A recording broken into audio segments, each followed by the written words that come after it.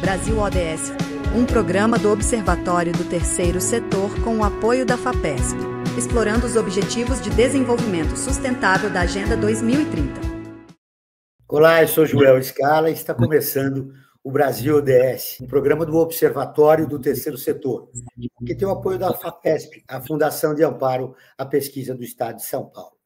No Brasil, segundo o painel Coronavírus do Ministério da Saúde, a Covid-19 atingiu 39 milhões de pessoas, deixando mais de 716 mil mortes. As sequelas deixadas pela Covid podem afetar diversos órgãos e sistemas do corpo.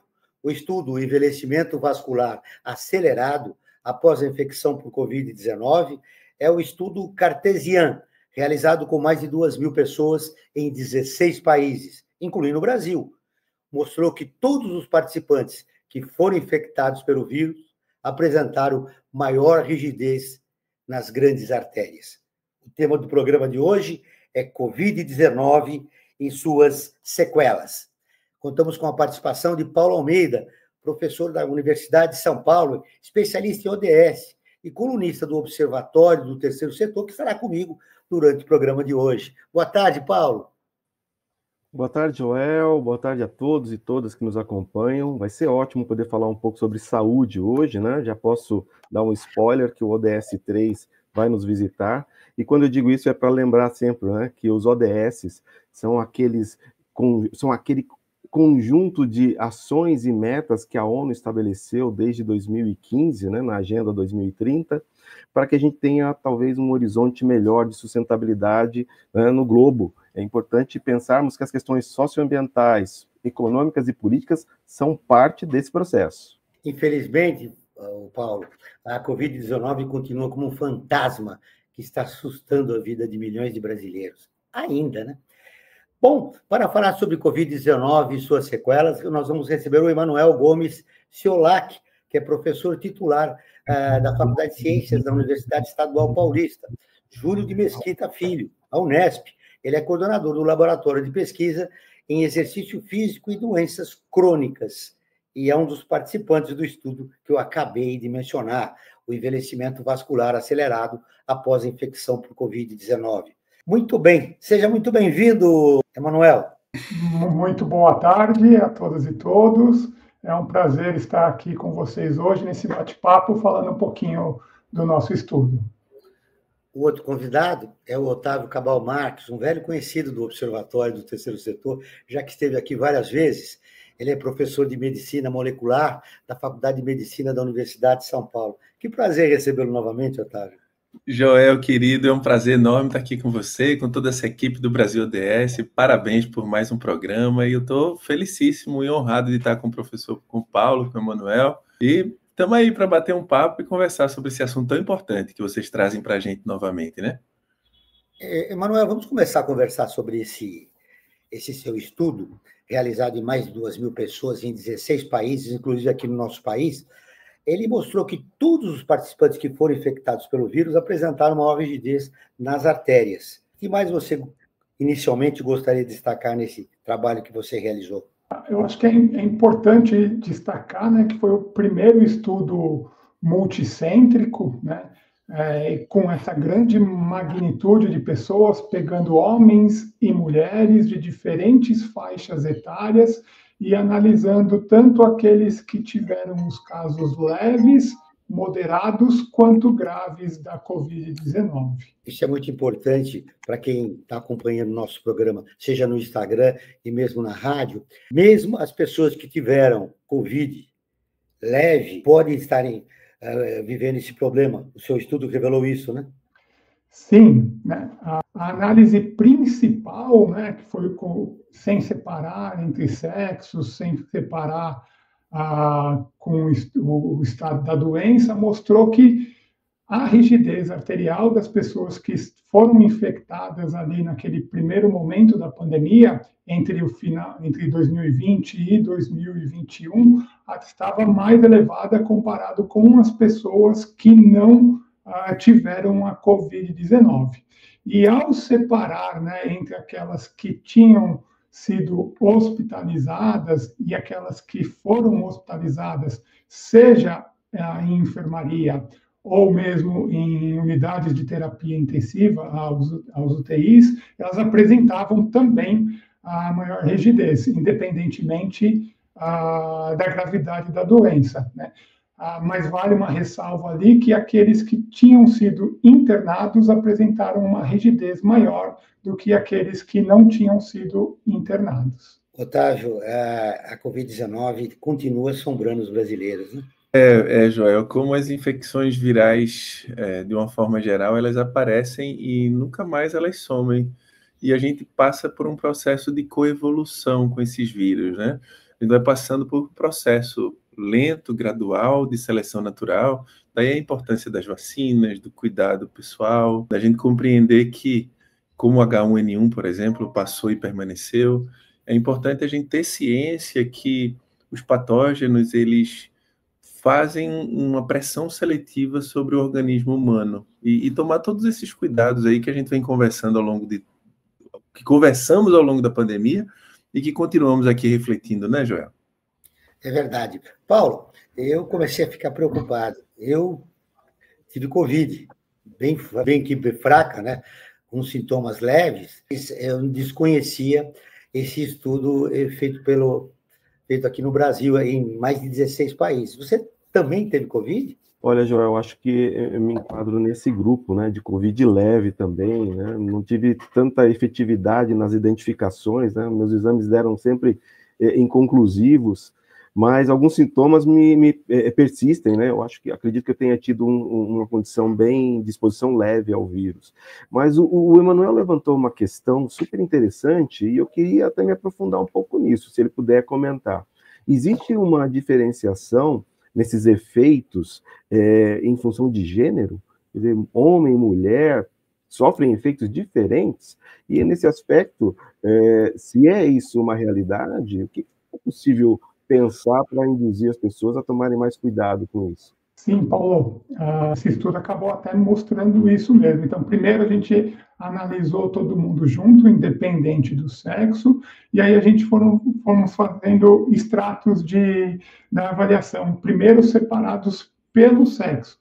E quando a gente fez essa análise separada pelo sexo, né, embora os homens também apresentavam a maior rigidez, os que foram infectados comparado aos que não foram infectados naquele momento, essa diferença não foi, tanto do ponto de vista estatístico, quanto do ponto de vista clínico, muito significativo. Em contrapartida, nas mulheres, sim, né? Tanto do ponto de vista clínico, quanto do ponto de vista estatístico, foi a principal diferença ali, foi encontrada entre as mulheres, né? Há inúmeras hipóteses, né? Inúmeras não, há poucas hipóteses do porquê disso. O estudo em si, o modelo observacional que ele teve e de corte primeiramente transversal com 6 meses e aí com mais 1 ano de segmento, não permite a gente inferir as razões disso, né? Mas uma das hipóteses que a gente levantou ali, a gente até colocou na discussão desse estudo, né?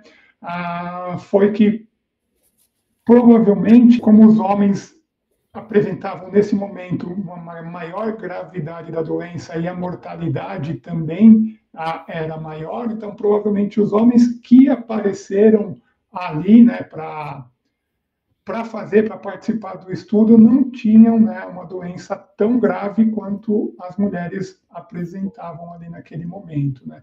Mas isso é só uma hipótese, a gente não consegue inferir a razão disso, mas o que o estudo mostrou foi que foi principalmente nas mulheres esse aumento da rigidez arterial. Esse estudo é um alerta para que a gente continue a nossa vacinação, não, Otávio? Porque depois, passada a Covid, as pessoas falam, agora tudo bem. Mas a Covid continua, permanece, o vírus tem várias variações, né? Várias variações do vírus, e as pessoas pararam de se vacinar, né? Essa que é a grande preocupação. Isso é uma preocupação importante, porque a gente sabe que, historicamente, a gente está aqui graças à vacina, antibióticos, né? Todo esse avanço que a ciência biomédica teve e as descobertas desde Eduardo Jenner. E eu queria parabenizar o professor Emanuel pelo estudo e toda a equipe por esse estudo tão interessante, e que ele se coaduna e vai ao encontro, trazendo luz mecanisticamente para o que a gente encontrou, o que é que tem sido encontrado pela ciência em termos dos mecanismos biológicos subjacentes aí à Covid. Por exemplo, os autoanticorpos, né, que nós vimos que o vírus dispara, ele tem uma capacidade de induzir uma imunodesregulação significativa nos pacientes. Então, muitos anticorpos nós observamos, autoanticorpos, são anticorpos que, alvejam as nossas próprias células, eles acabam se ligando a receptores que estão presentes no endotélio dos pacientes. E, consequentemente, você tem ali na região dos vasos uma cronificação ou um processo agudo, dependendo do caso, mas de inflamação. E daí o próprio endotélio ele passa a produzir citocina, você tem a resposta inflamatória dos leucócitos ali presente, e com isso acontece um enrijecimento, né, uma fibrose do tecido endotelial, e a gente encontra, então, nesse estudo, uma perspectiva clínica e vascular para os mecanismos subjacentes que foram identificados ao longo da pandemia. Então, parabéns, Emanuel, parabéns a toda a equipe. Diante desse cenário que você apresentou, Otávio, quais os principais cuidados que a gente deve ter? Olha, Joel, muito boa pergunta, excelente. Os cuidados são diversos, viu, Joel? E eles não valem só para a Covid-19, eles valem para o nosso cotidiano, de uma forma geral, e para outras infecções virais. Cuidados com a alimentação, né? A gente cuidar com a alimentação mais saudável. Tem um jargão muito importante que é descascar mais, né, e desembalar menos. A gente tem uma alimentação cada vez mais saudável. O exercício físico, né, que é fundamental. Eu costumo recomendar para as pessoas, eu digo, faça exercício de manhã cedo, por causa do ciclo circadiano nosso e do ciclo do cortisol, que você tem e da natureza do corpo que tende a acordar, e você segue esse fluxo. A questão dos aspectos emocionais, eu digo para as pessoas, além de ser cientista, eu sou psicólogo, não sei se eu já tinha falado para o Joel, por isso que eu trago sempre esse aspecto psicológico. Importante, né? Porque o estresse mental, ele induz a inflamação. A gente vê isso corriqueiramente, Joel, em pacientes com depressão. Então, E o vírus, por induzir muita inflamação, ele também induz, e teve vários relatos de pacientes desenvolverem depressão junto com a Covid-19. Isso é muito comum quando você hiperinflama o indivíduo. Alguns pacientes, por exemplo, quando eles recebem paciente com hepatite, que eram tratados com interferon alfa, eles desenvolvem uma depressão secundária ao tratamento. A inflamação e o transtorno mental, ele está muito associado, né?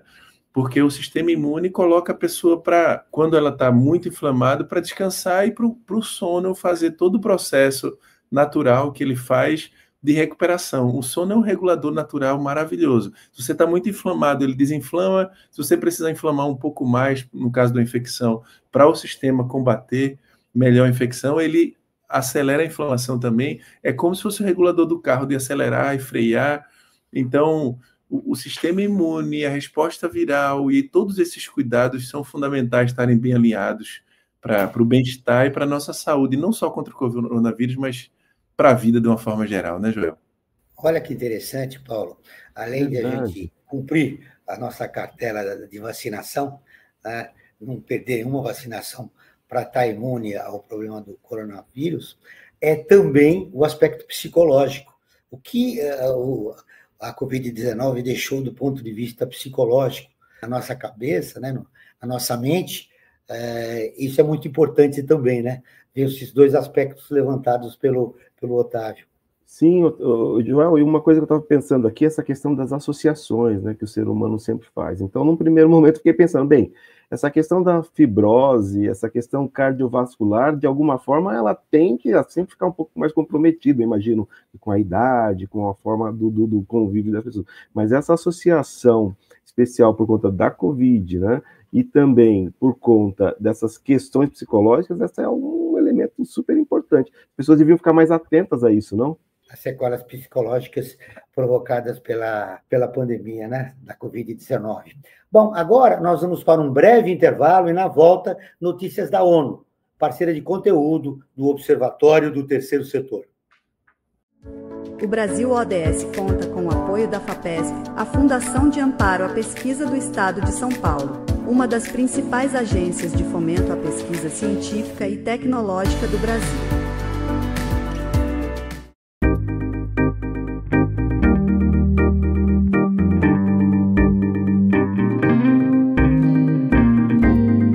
Estudo apoiado pela FAPESP revela que pacientes com a forma grave da Covid-19 podem ser divididos em 2 grupos: os que apresentam alta carga viral e pouca inflamação, e aqueles que desenvolvem complicações inflamatórias mesmo após a completa eliminação do vírus do organismo. Para chegar a essa conclusão, pesquisadores da USP analisaram autópsias de 47 pulmões de pessoas vitimadas pela doença e examinaram dados referentes ao perfil inflamatório, à carga viral e ao grau de ativação do sistema imune. Todas as amostras são de pacientes infectados na primeira fase da pandemia, quando ainda não havia vacina disponível. O trabalho ajuda a compreender por que a forma grave da Covid-19 abrange variações clínicas tão grandes e quais fatores, em nível molecular, podem levar a doença a seguir um desses 2 caminhos descritos na pesquisa. Além disso, os resultados podem orientar a tomada de decisão no tratamento dos casos críticos.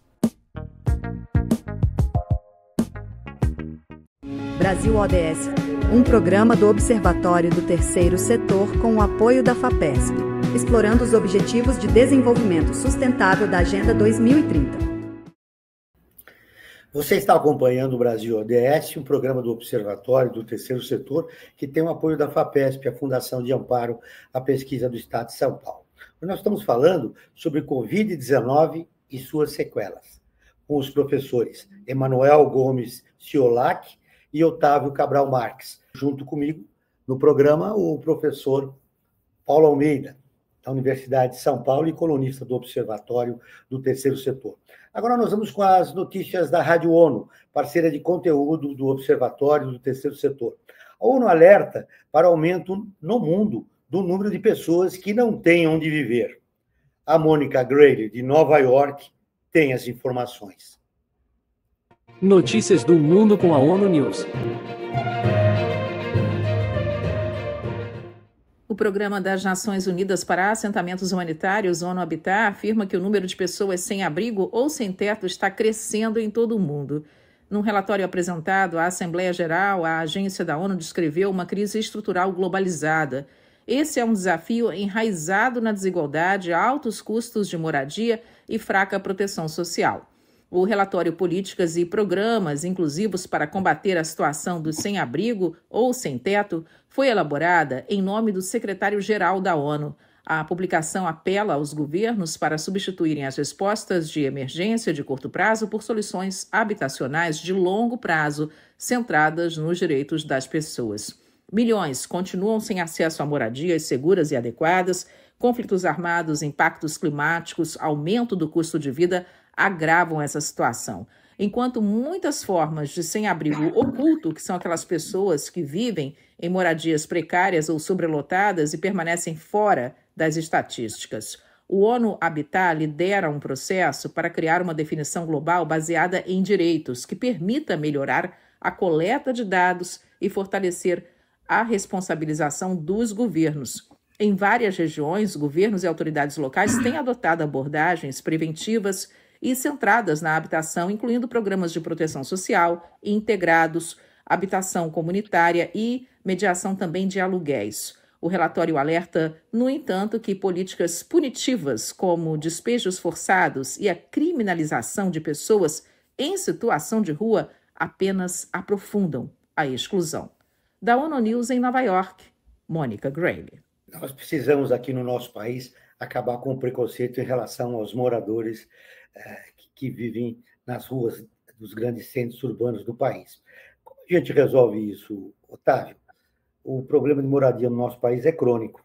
Joel, pergunta assim que a gente fica sentido porque a gente sabe que o nosso país tem um potencial gigantesco e muitos dos problemas que a gente vê poderiam, sem dúvida, ser resolvidos se a gente tivesse um olhar mais humanitário, né? Mais consciente de que dos papéis sociais e governamentais, principalmente, e populacionais também, para acabar com esses problemas sociais, porque não é problema só de quem passa por essas condições, é um problema nosso também, né? É um problema de todos nós. A gente sabe que várias viroses, por exemplo, surgem, só para trazer para o aspecto do nosso programa, dengue, zika, e a própria Covid-19 pode ser afetada por isso, porque nos locais mais pobres a vacina chegou mais tardiamente, nos países mais pobres, a gente sabe disso, mas, sem sombra de dúvidas, por aspectos de consciência, de cidadania mesmo, a gente vê essas situações de extrema pobreza, de dificuldade, isso é muito chocante. A gente vê pessoas das mais diversas idades, incluindo crianças, né, em situações de vulnerabilidade, né, nessas condições. Eu morei 5 anos na Alemanha, que minha esposa é de lá, e você não via 0 crianças, né, assim, na rua, passando uma condição dessa. Às vezes até tinha adultos, porque por mais que tivesse apoio social, muitos não queriam, né, aquele apoio, queriam ficar na rua mesmo. E aí é uma condição diferente, mas aqueles que precisam de apoio, de ajuda e não recebem, é uma falha muito grande que a gente precisa levar muito a sério para melhorar a saúde coletiva do nosso país, né? É preciso destacar o trabalho realizado por algumas organizações do terceiro setor a respeito da moradia em relação à população em situação de rua. Mas esbarra num problema muito grave, né, Paulo, que é o preconceito em relação a essa população. Sem dúvida, Joel. Lamentavelmente, não é? Principalmente nos grandes centros urbanos, né? O que se nota é isso, é a invisibilidade, muitas vezes, dessas pessoas, o que demonstra um pouco da fragilidade, né, mas também da incapacidade humana, né, de compreender situações. Por isso que, né, essa vulnerabilidade, ela precisa, de fato, de mais informação, né? Ao invés de um negacionismo, ao invés de uma política de extração, né, de invisibilização dessas pessoas, as políticas públicas precisam cada vez mais incentivar, e eu diria que, para além das próprias políticas públicas, o ser humano em si, né, compreender que em situações desse tipo, muitas vezes o que a pessoa precisa é uma boa acolhida, uma boa escuta, né? Mas, óbvio, não se resolve só com isso. Contudo, como vimos na reportagem da ONU, uma sistematização, né, de direito, de boas informações, acredito que leve a, pelo menos, um diagnóstico mais preciso, ainda mais condizente com soluções, né? No caso especificamente da nossa conversa de hoje, quantas pessoas desconhecem os efeitos da Covid, né? E quantas estão sofrendo com isso? Então, nós temos uma questão de preconceito, desinformação, em algumas situações até de negacionismo vinculado a isso, né? Emanuel, esse estudo que você participou, importante, foi realizado com 2.000 pessoas. Qual era o perfil econômico dessas pessoas que participaram do estudo? Esse é não diria um viés, né? Mas, na verdade, uma falha do estudo, que foi algo que a gente acabou não investigando, a gente acabou só vendo o perfil educacional, né, que era mais variado, mas o perfil econômico a gente acabou não observando, né? Mas é sabido, né, que, por exemplo, para o que foi investigado, que foi a saúde cardiovascular, especificamente a rigidez arterial, né, a vulnerabilidade socioeconômica é um fator de risco extremamente importante, né, hoje a ser considerado, né? Mas, infelizmente, no estudo a gente não abordou esse aspecto. Um estudo publicado na revista NPJ, Envelhecimento do Grupo Nature, revela que a infecção causada pelo vírus SARS-CoV-2, Covid-19, pode disparar anticorpos ligados a doenças autoimunes, causando trombose. O achado explica que os idosos tendem a ser mais suscetíveis à Covid-19, e o motivo de a forma grave da doença estar relacionada com distúrbios de coagulação sanguínea, como a trombose. Otávio, além do estudo que estamos abordando hoje, sobre a rigidez das artérias, você fez parte desse estudo da trombose, né? Muito interessante. Esse estudo foi feito por um aluno de doutorado meu, que eu orientei, né, a tese dele aqui na Universidade de São Paulo, e tem tudo a ver com o estudo do Emanuel, porque os anticorpos, Joel, assim, eles reconhecem as moléculas exógenas, por exemplo, um vírus, uma bactéria, mas os autoanticorpos, eles passam a reconhecer as moléculas do nosso próprio corpo. Em muitos casos, eles são saudáveis, Joel. Por incrível que pareça, os estudos mais recentes mostram que, por exemplo, o nível da glicose do nosso corpo, alguns autoanticorpos se ligam à insulina e são importantes para regular o nível normal, fisiológico da glicose. Mas, no caso da Covid-19, com a hiperinflamação exacerbada, né? Com a inflamação exacerbada pelo vírus, você desregula esses mecanismos. Todos nós temos, Joel, em níveis basais, autoanticorpos contra os vasos sanguíneos, né? E esses autoanticorpos se ligam a alguns receptores, isso participa da manutenção, da sinalização basal dos vasos. Mas quando você tem um aumento deles, você aumenta a inflamação, você começa a ter dano tecidual, você começa a ter trombose, que é uma tentativa, em alguns casos, no contexto da tentativa de reparar os vasos que estão sendo danificados, e o sistema começa a entrar em colapso pela hiperinflamação. É como se a gente entrasse num carro, Joel, e acelerasse aquele carro, e ele fosse embora e começasse a batendo por onde passasse, causando muitos danos. Então, tem uma correlação muito interessante desse estudo que você traz para mim, para a gente, aqui, com esse estudo do professor Emanuel, que sua equipe tão fantástica que eles desenvolveram. Que legal. É interessante que a gente pegou 2 estudos para trazer a melhor informação para as pessoas que acompanham o nosso programa. O Emanuel, você já falou desse recorte econômico, que esses foram os grandes limites do estudo, que foi realizado em 16 países. No nosso país, qual foi a principal dificuldade que você enfrentou? Eu acho que não foi só aqui no nosso, né, mas eu acho que foram em todos os países, foi porque o momento em que a gente fez a coleta de dados era quando a pandemia ainda estava ali no seu auge, né, com muita limitação de deslocamento, as pessoas ainda com medo de serem reinfectadas, né, e com poucas vacinas disponíveis, estava começando, né, o período de vacinação. Eu acho que o principal dificuldade ali, né, foi principalmente aqueles que ficaram internados em UTI ali, que tiveram um caso mais grave, né, de depois para vir para o laboratório, para passar pela avaliação toda ali, porque eles ficavam ali muito com medo ainda, que tentavam se preservar para não ter uma nova infecção ali. Acho que essa foi a principal dificuldade. E também na reavaliação de 12 meses, né, que a gente avaliou com 6 meses, depois fez uma reavaliação com 12 meses, e aí sim, né, quando já tinha mais vacinas disponíveis, né, aí depois é até importante a gente conversar um pouquinho sobre o que o estudo sugere sobre o efeito da vacina ali na rigidez, né? Mas aí com muitos já tendo voltado para o seu trabalho, tudo, aí a dificuldade foi também voltar para reavaliar, porque eles estavam atendendo já todas as demandas do seu trabalho, das suas atividades profissionais e de todos os outros cuidados. Então vamos conversar sobre essa coisa da vacinação, que o estudo sugere em relação à vacinação.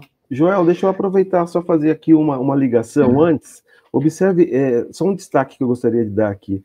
Quão importante é termos políticas públicas, né, e um bom conhecimento dos nossos gestores públicos na indução de planejamento quanto à questão de vacinas, né? E a sociedade entender bem qual é esse processo, né? Veja, pesquisas científicas, 2 relacionadas, dizendo, tenha atenção, né? Mas essa é uma forma de possibilitar a sua vida melhor, né? Isso decorre também de política pública, né? O ODS terceiro, acho que determina bem essa ideia, né? De como esse planejamento, como um sistema bem estabelecido e com envolvimento e engajamento das pessoas, pode resultar em fenômenos positivos, né? Ao inverso do que a gente sempre pensa, né? Que quando vem a política, a coisa se atrapalha, né? Joel, se você me permitir, Joel, aproveitando esse comentário, esse tópico tão importante que você trouxe para a gente, existe um termo chamado imunossupressão social, Joel, que tem tudo a ver, assim, que se conecta com isso que o Paulo falou bem para a gente, com esses aspectos que foram mostrados aí da pobreza, dificuldades sociais, políticas. E o que é que acontece? O indivíduo que está numa pobreza extrema, ele vai estar subnutrido. E a nutrição é o combustível para o nosso sistema imunológico. Então, os indivíduos tendem a ficar mais suscetíveis a uma Covid-19 mais grave. Se a gente olhar sistemicamente e ver como acontece uma reação em cadeia, o que é que a gente vai observar, consequentemente? As pessoas menos desinformadas, se ela pega doença mais grave, ela não vai conseguir ter um isolamento social tão bom por causa das condições do lar. A contaminação que passa a ser mais facilmente, que passa a acontecer mais facilmente entre aquele grupo, e a gente passa a ter uma reação em cadeia altamente negativa, não só para aquelas pessoas que estão ali, mas para todo mundo. E eu acho que é essa mudança de mentalidade que a gente precisa ter, passar a pensar sistemicamente, integrativamente, que não são eles que estão passando pela pobreza, somos todos nós que sofremos com isso, não só do ponto de vista ecológico, né, das interações ecológicas, microbianas, dos vírus e etc. Se a gente tiver mais sensibilidade psicológica, a gente sofre também psicologicamente em termos de compaixão, saber que a gente está numa sociedade que é muito injusta com muitas pessoas. Então, é algo que a gente precisa pensar coletivamente, sabe? Pensar no todo, assim, integrativamente. E muito importante você trazer esse aspecto e o Brasil ODS abordar assim o contexto da Covid-19 também num ponto de vista social, com os trabalhos bonitos que muitas organizações desenvolvem nesse sentido, né? Políticas públicas para combater a desigualdade no nosso país são fundamentais para a gente corrigir esse aspecto crônico do nosso país. Nós vamos para um breve intervalo e, na volta, temos o resultado da enquete feita no nosso Instagram. Agora, as principais notícias que foram destaques no portal do Observatório, com Lucas Neves. Destaques da semana. No portal do Observatório. Olá a todos, eu sou o Lucas Neves, jornalista do Observatório do Terceiro Setor, e agora eu vou contar para vocês quais foram as matérias de maior destaque da nossa redação na última semana. Prêmio Melhores ONGs 2025 reconhece as boas práticas de organizações sociais brasileiras. Em paralelo à COP30, evento em Belém discute o papel da filantropia na crise climática. E Maria Lab lança guia para orientar atendimento a casos virtuais de violência de gênero. Estes foram alguns dos principais destaques da nossa redação na última semana. Você pode conferir essas e outras matérias na íntegra a partir do nosso site observatório3setor.org.br. Lembrando sempre que o 3 é em numeral. Eu fico por aqui, um abraço e até a próxima semana. Brasil ODS, um programa do Observatório do Terceiro Setor com o apoio da FAPESP, explorando os Objetivos de Desenvolvimento Sustentável da Agenda 2030.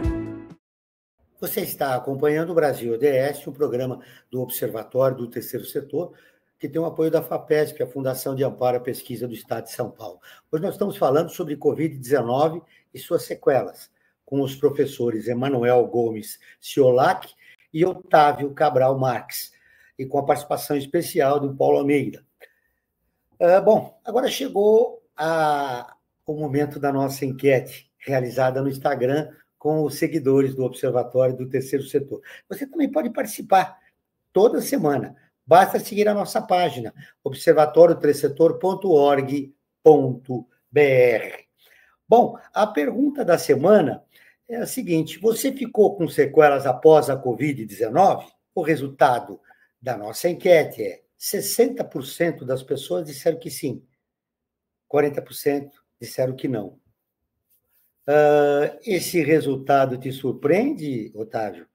Não, é excelente, Joel, a pergunta, porque as pessoas que desenvolvem a Covid e disparam autoanticorpos, né, mais aumentam os níveis de autoanticorpos, essas proteínas elas ficam circulando mais tempo no nosso corpo e elas circulam sistemicamente. A gente tem um grupo de glóbulos brancos, né? Os famosos soldadinhos de defesa, as células que nos protegem contra as infecções. Então, e produzem anticorpos ou autoanticorpos. Depois da resposta, muitas delas vão lá para a medula óssea e elas ficam vivendo como células que a gente chama plasmócitos de longa vida. São células que ficam secretando autoanticorpos e anticorpos para proteger. E quando desregula, no caso da Covid, que alguns deles nos fazem mal, né? Então, 60% das pessoas terem desenvolvido sequelas é esperado, assim, né? Eu não sei exatamente se isso deve variar, obviamente, de população para população, da gravidade, de vários contextos, mas muitas pessoas, de fato, permanecem com algumas sequelas, apresentam reações tardias à Covid-19, daí a importância, eu volto a relembrar, daqueles cuidados que Joel sabiamente nos trouxe com relação aos cuidados preventivos, vacinais, emocionais e etc. Mas a explicação para esses achados tardios, ela encontra base imunopatológica, por exemplo, nos autoanticorpos, que geram sistemicamente vários efeitos, Joel. Você falou dos glóbulos brancos. Quando eu era criança, a preocupação era que eles não fossem muitos, porque aí dava anemia. E a anemia, provavelmente, são as sequelas que a Covid trouxe para nós. Ô, Emanuel, esse resultado, 60% diz que sim, 40% não, te surpreendeu? Também não surpreendeu, Joel. E o Otávio até falou que não saberia dizer com relação à população, idade, sexo, né? Mas muito provavelmente as mulheres apresentam maior sintomas, maior sequelas ali, né?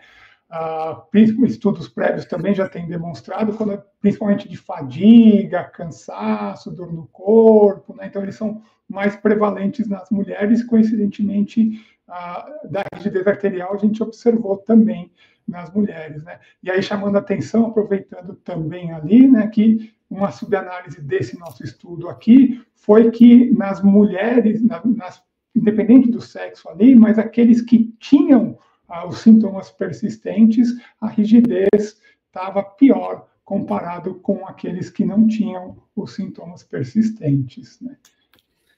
Isso é muito importante para as pessoas que, olha, passou a Covid, a pandemia, então não vão me vacinar mais.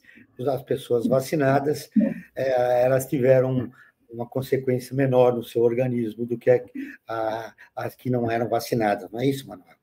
Isso também, né? No análise dos 12 meses ali, a gente observou que aqueles que tinham se vacinados tinham uma menor rigidez comparado com quem não tinha se vacinado. E chamando a atenção dos cuidados ali que o Otávio falou tão bem também, né, eu gostaria de chamar a atenção também para o exercício físico, né, que é a principal linha de estudo ali do nosso laboratório, né, e com um grupo pequeno, né, de pacientes com Covid-19, que esse grupo acabou fazendo parte dessa amostra maior do Cartesian, né, dentro desses 2.000 ali, a gente acabou separando eles em subgrupos. Um grupo a gente orientou para fazer exercício físico durante 12 semanas, né, e o outro grupo a gente pediu que continuasse fazendo os cuidados orientados ali pelo seu médico ali no pós-alta, né. E no grupo que fez o exercício físico, ele teve uma melhora substancial na rigidez arterial, num valor similar do que a gente viu aqui aumentado comparado com os indivíduos que não tiveram, né? Então, sugerindo, né, que o exercício físico ali, ele pode ser um fator que previna, né, esse envelhecimento vascular acelerado associado à COVID. Outra informação importante, hein, Paulo Almeida? Verdade, João. E olha, até faz relação com as perguntas, né, para os nossos convidados aqui, né? Nós temos perguntas dos participantes da nossa enquete, né? Eu acho que a da Isabel, que pergunta quais as sequelas da Covid e se elas são para sempre. eu acho que vai ao encontro dessa informação importante do Emanuel, né? É verdade. Bom, começamos com você, Otávio. Essa pergunta feita pela Isabel, que o Paulo Almeida leu. Quais as sequelas da Covid e elas são para sempre? Excelente pergunta, não são para sempre, né? E, assim, todo organismo tem um tipo de resposta, então o tempo dessas sequelas varia muito de acordo com a matriz, né? É como um terreno que você, dependendo da semente que você coloca, se você coloca joio e trigo, elas vão se desenvolver mais dependendo de como aquele terreno foi preparado para aquilo e está com suas resistências. Então, algumas sequelas, por exemplo, a gente pode pensar a própria depressão, né? Alguns mecanismos, a gente pode perceber muitas pessoas que têm infecções mais graves, elas apresentam um quadro posterior de afeto, de mecanismos de desordem emocional, por exemplo. Porque a inflamação, eu falei para vocês antes, desencadeia, bota a pessoa para descansar e poder ter uma recuperação maior. Mas isso são só um dos aspectos. Tem um aspecto associado a isso. Quando a gente fala em depressão, a gente não fala num fato isolado, numa manifestação clínica isolada. Ela vem acompanhada com outras manifestações. A gente chama, Joel e nossos ouvintes aí, de disisoma da depressão, que é o conjunto, oma é conjunto massa e daquela doença que está sendo manifestada. Então, por exemplo, algumas pessoas apresentam uma fatiga crônica. Elas passam a ter um cansaço, assim, uma indisposição para fazer esporte. Chama até síndrome da fatiga crônica. Tem autoanticorpos associados. É todo um conjunto de fenômenos que a gente passa a observar sistemicamente, sabe? A questão da fibrose, por exemplo, da rigidez dos vasos. É importante a gente ter em mente que a inflamação, que é o que está associado com essas diversas manifestações tardias e os autoanticorpos, elas desencadeiam uma hiperativação de alguns conjuntos celulares, Joel, que estão associados aos vasos. Por exemplo, temos alguns fibroblastos, que são células que produzem substâncias que causam a fibrose. A rigidez do vaso, e é uma pergunta, eu acho que talvez os leitores, os nossos ouvintes estejam se perguntando, o que é que causaria essa rigidez? A inflamação é um termo muito geral, mas a rigidez provocada, por exemplo, pelos trombos, pelos microtrombos que vão ali ao redor do vaso, a fibrose, a liberação excessiva de substâncias profibróticas, fazendo com que aquele tecido tenha uma maior rigidez. Então, a gente percebe nesse contexto que não é tão assim, não é simples de responder. Alguém fez uma pergunta maravilhosa, as perguntas são ótimas, mas nem sempre é tão linear esses fenômenos, sabe, Joel? E varia de pessoa para pessoa, né? De pessoa para pessoa, de uma forma, né? E são redes, né? Tem uma coisa interessante que você estava falando do aspecto psicológico, da depressão. A gente imaginou que essa depressão veio depois do isolamento que nós tivemos que fazer durante a pandemia. E a consequência desse isolamento, depois que tudo voltou à normalidade, houve um impacto psicológico, né? Que variou de pessoas para pessoas. E algumas tiveram uma depressão, tiveram uma ansiedade maior e tal. E somado isso, as consequências que a Covid deixou no nosso organismo, somado essas duas coisas, aí o resultado é esse que você acabou de falar, né? Muito profundo, Joel. Me permita fazer um breve comentário nesse ponto que você trouxe sabiamente aí para a gente. Por exemplo, só para fazer uma analogia, a gente tem crianças que têm um estresse muito grande psicológico pela condição de pobreza, violência, etc. E às vezes a manifestação que a gente observa dessa criança vai acontecer só na vida adulta, depois de muito tempo. Porque a matriz, a gente passa a viver, Joel, o isolamento social, por exemplo, o estresse da pandemia, analogamente, o nosso cérebro, os neurocientistas explicam isso muito bem, ele passa a viver num sistema de luta e fuga, que é um sistema muito primitivo que o reino animal desenvolveu para sobreviver ao estresse social, né, que está sempre atento, angustiado com o que pode acontecer. Isso causa um estresse psíquico E como o sistema nervoso está intimamente associado com o sistema imunológico, isso desencadeia mais inflamação e às vezes a manifestação é lá na frente devido ao fato de que o sistema nervoso responde rapidamente, em alguns casos, mas ele cria padrões mentais que ficam tão ocultos para todos nós que só olhamos às vezes aquilo que é visível materialmente, mas esses padrões mentais, quando lá na frente a gente se depara com uma situação semelhante, alguém que teve um trauma de elevador, nunca mais quer entrar.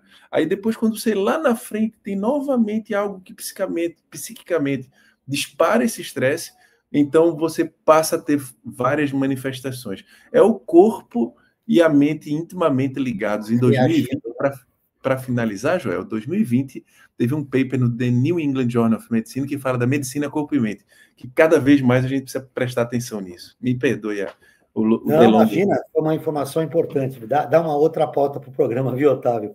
Eu tenho uma pergunta aqui do Rodrigo. Para você, Emanuel. As sequelas causadas pela Covid, elas podem aumentar ou piorar com o tempo? Este nosso estudo sugere que melhora, né?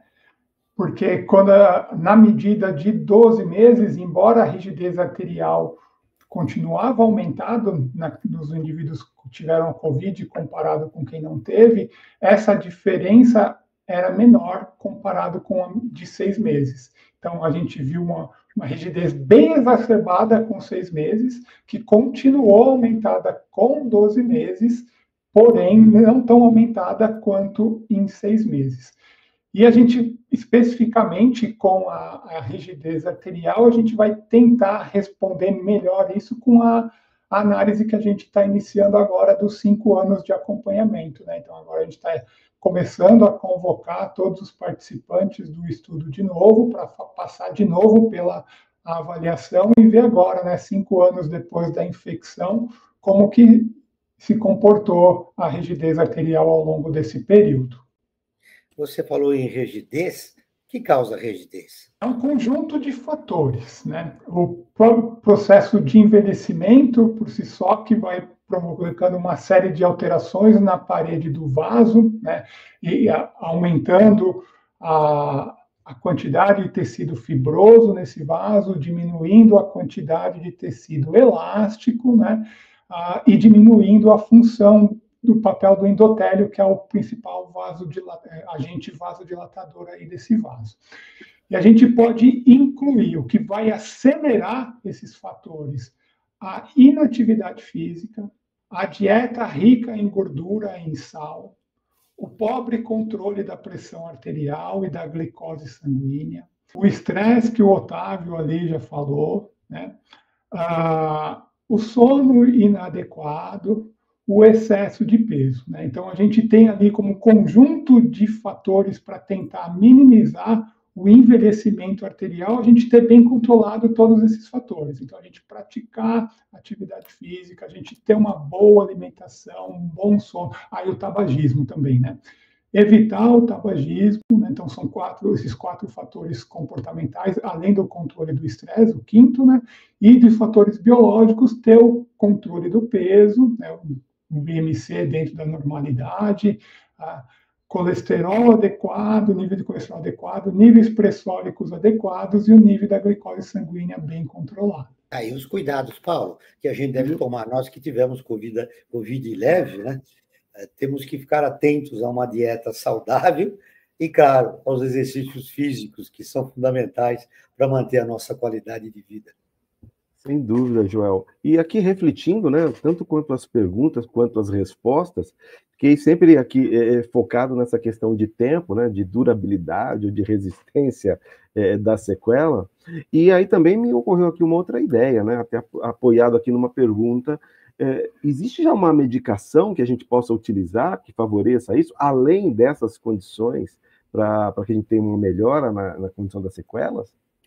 Excelente pergunta, viu, Joel, Paulo? Assim, primeiramente, eu acho que o melhor remédio é sempre o cuidado preventivo, né? Esse é o primeiro ponto. Mas existem medicamentos que combatem hipertensão, que reduzem fibrose. Por exemplo, hoje em dia, tem alguns bloqueadores Isso é usado para pacientes com doenças autoimunes, por exemplo. Tem uma doença muito parecida com a COVID em alguns pontos, sabe, Joel? Analogamente, em alguns momentos, se tratando de rigidez vascular, que é chamada esclerose sistêmica. Ela tem algumas manifestações externas, é a escleroderma, é uma doença autoimune sistêmica. Se relaciona com o lúpus, mais próxima do lúpus, assim, que o pessoal conhece mais. Mas que alguns ativadores do endotélio têm um receptor chamado ATR1, tem um outro que é chamado ETAR, e esses receptores, eles induzem fibrose vascular, por exemplo, rigidez vascular. Então, alguns pacientes, nesse caso, usam bloqueadores, né, desses receptores. Tem alguns que eram citaxetam, tem diversos outros para hipertensão pulmonar especificamente, porque nos vasos, quando a gente pensa em vasos, talvez a gente esteja pensando em mais vasos periféricos, por exemplo. Mas, importantemente, considerando o contexto da COVID, vale lembrar os vasos do contexto do sistema respiratório, né? E cardiorrespiratório, especificamente no pulmão. Alguns pacientes apresentam um maior nível de hipertensão pulmonar, por exemplo, Joel. E no caso desses anti-hipertensivos pulmonares, nesse caso, podem ajudar bem, eles ajudam os pacientes com esclerose sistêmica. Mas alguns anti-inflamatórios também, o próprio processo de regular a inflamação, ele é importante ser feito nesses contextos e, obviamente, ninguém fazer sem indicação médica, sem os cuidados apropriados, né? A gente está falando isso, mas sempre com o devido controle e a orientação mais precisa e mais adequada dos especialistas da área, né? Olha a informação importante, Paulo, que o Otávio nos trouxe. Nós temos alguns sintomas, a pessoa fala é COVID. Não, pode ser esclerose sistêmica. E aí o médico vai diagnosticar corretamente. Essa eu não sabia. Esclerose sistêmica, você tem sintomas quase idênticos à COVID, mas não é COVID, é esclerose. Não é respiratório, viu, Luiz? Joel? Ele tem algumas convergências. É bem distinto, assim, é bem distinta a clínica, mas tem alguns pontos de convergência que são similares. E um deles é justamente essa questão da desregulação vascular, tá? Regulação vascular, esse que é parecida. Bom, eu preciso fechar nossa enquete aqui, que a gente está caminhando para a última etapa do nosso programa. Bom, eu quero convidar você a participar, né, da nossa enquete. Tem toda semana, todo programa nós fazemos perguntas para interagir com você, que acompanha o nosso programa semanalmente. Para participar é fácil. Nos siga nas redes sociais, Observatório 3 Setor, lembrando que o 3 sempre é em numeral. Toda semana tem caixinha de perguntas, matérias e vídeos. Confira. Faça com mais de 700 mil pessoas, siga o Observatório do Terceiro Setor. Paulo, você encerra o programa com qual reflexão? Olha, na verdade, esse programa está sendo demais, né? Como os outros, mas esse em especial, porque fala de dentro para fora e também sem excluir o de fora para dentro, né? Afinal de contas, cada um cuidando de si. E esse é um primeiro passo, talvez, e tendo o poder público nos apoiando para que a gente tenha um respaldo nisso, eu acho que a gente tem, talvez, possibilidades muito boas de criarmos estratégias, né, para cuidar da nossa saúde cardiovascular, para cuidar da nossa capacidade intelectual, como a gente vê em brilhantes trabalhos aqui, né? Fantástico trabalho feito pelo Emanuel, pelo Otávio, tanto na academia como na vida profissional, né? Mas, de certa forma, essas estratégias elas precisam estar ligadas, né, com a possibilidade de conhecermos isso. Então, uma estratégia também de como dialogar, como expor e, principalmente, como tornar possível, né, a compreensão de questões teoricamente simples, mas que são tão importantes e que muitas vezes são negligenciadas, né, tanto pelo poder público como por nós mesmos. Então, eu vou no encaminhamento, né, do Emanuel, dizendo que o Otávio nos deu a grande dica. Cuidar-se e cuidar, né, é o grande aprendizado, a grande fala do dia de hoje. Sem dúvida, levar para a vida. Emanuel, para encerrar nossa entrevista, do que mais importante você gostaria de deixar registrado no nosso programa? Eu acho que primeiro só ressaltar, né, que a pesquisa foi um esforço coletivo, né, com vários grupos envolvidos, ali, né? E então, ressaltando isso, eu acho que o principal aqui é a gente ainda olhar com muito carinho, né, para essas sequelas da Covid-19, e se a pessoa ali está sentindo essa fadiga crônica ali, procurar o seu médico, procurar a orientação do profissional de saúde para auxiliar, não negligenciar, né, esses aspectos, e retornando ali ao cuidado de si para cuidar da nossa saúde como um todo. Eu quero o poder de síntese agora do professor Otávio. Joel, não podia deixar de finalizar esse programa agradecendo a você, sempre esse exemplo para a gente, esse altíssimo nível de entrevista que você sempre faz, a todo o Brasil ODS, a toda a equipe aí por trás desse processo. Eu finalizo agradecendo pela felicidade e pelo prazer que foi de estar aqui com vocês. Parabenizo ao Paulo também por sinergizar com você nesse programa, e o Emanuel e toda a equipe de cientistas que trabalharam arduamente para o desenvolvimento desse belo trabalho. Então, muito obrigado. Eu finalizo agradecendo imensamente, viu, Joel? Nós que agradecemos a entrevista, sempre é um prazer recebê-lo. Chega ao fim mais uma edição do programa Brasil ODS, que tem o apoio da FAPESP, a Fundação de Amparo à Pesquisa do Estado de São Paulo. Eu agradeço as participações dos professores, o Emanuel Gomes Ciolac e o Otávio Cabral Marques. E, claro, ao nosso colunista Paulo Almeida, que abrilhantou o nosso programa na tarde de hoje. Não esqueça de seguir o Observatório nas redes sociais. Basta colocar observatório3setor.org.br, lembrando que o 3 sempre é em numeral. E confira o nosso portal, que é acessado em mais de 123 países. Lá você pode conferir as últimas notícias, acompanhar nossos programas, podcasts, campanhas, mini-docs, editais, voz das ONGs e muito mais. Com destaque para o nosso novo programa, Na Contramão, que estreou falando sobre a ditadura militar no Brasil. O programa foi gravado no Museu da Resistência, o antigo DOPS, aqui em São Paulo, onde muitas pessoas foram presas e torturadas, inclusive crianças. Confira. E também temos o Observatório Entrevista, onde todo mês tem uma celebridade ligada ao terceiro setor e é entrevistada pelo Observatório. Já passou aqui a Loki, Ronaldo Fenômeno, e aguarde que virão muito mais. Bom, agora eu convido você também a conferir, como eu disse, esse nosso programa Observatório Entrevista. Bom, fechando o nosso programa, nós ficamos por aqui, sempre na luta por uma sociedade mais justa, solidária, sustentável e tolerante. Até o próximo programa. Brasil ODS, um programa do Observatório do Terceiro Setor com o apoio da FAPESP, explorando os Objetivos de Desenvolvimento Sustentável da Agenda 2030.